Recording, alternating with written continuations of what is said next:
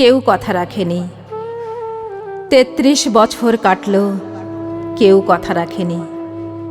ছেলেবেলায় এক বষ্টুমি তার আগমনী গান হঠাৎ থামিয়ে বলেছিল, শুক্লা দ্বাদশীর দিন অন্তরাটুকু শুনিয়ে যাবে। তারপর কত চন্দ্রভূক অমাবস্যা চলে গেল, কিন্তু সেই বষ্টুমি আর এলো না। ২৫ বছর প্রতীক্ষায় আছি। মামাবাড়ির মাঝি নাদের আলী বলেছিল, বড় হও দাদা ঠাকুর, তোমাকে আমি ৩ প্রহরের বিল দেখাতে নিয়ে যাব। সেখানে পদ্ম ফুলের মাথায় সাপ আর ভ্রমরী খেলা করে। নাদের আলী, আমি আর কত বড় হব?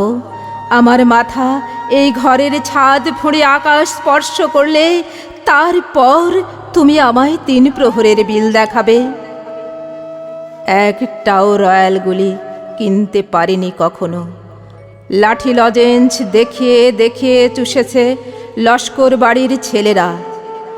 ভিখারির মতো চৌধুরীদের গেটে দাঁড়িয়ে দেখেছি ভেতরে রাস উৎসব। অবিরল রঙের ধারার মধ্যে সুবর্ণ কঙ্কন পরা ফর্সা রমণীরা কত রকম আমোদে হেসেছে। আমার দিকে তারা ফিরেও চায়নি। বাবা আমার কাঁধ ছুঁয়ে বলেছিলেন, দেখিস একদিন আমরাও। বাবা এখন অন্ধ, আমাদের দেখা হয়নি কিছুই। সেই রয়্যালগুলি, সেই লাঠি লজেন্স, সেই রাস উৎসব আমায় কেউ ফিরিয়ে দেবে না।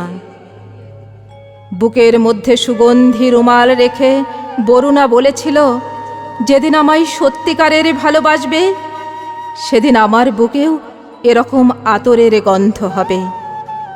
ভালোবাসার জন্য আমি হাতের মুঠোয় প্রাণ নিয়েছি। দুরন্ত ষাঁড়ের চোখে বেঁধেছি লাল কাপড়।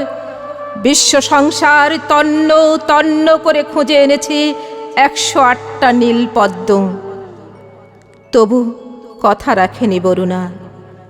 এখন তার বুকে শুধুই মাংসের গন্ধ। এখনো সে যে কোনো নারী। কেউ কথা রাখেনি। ৩৩ বছর কাটল, কেউ কথা রাখে না।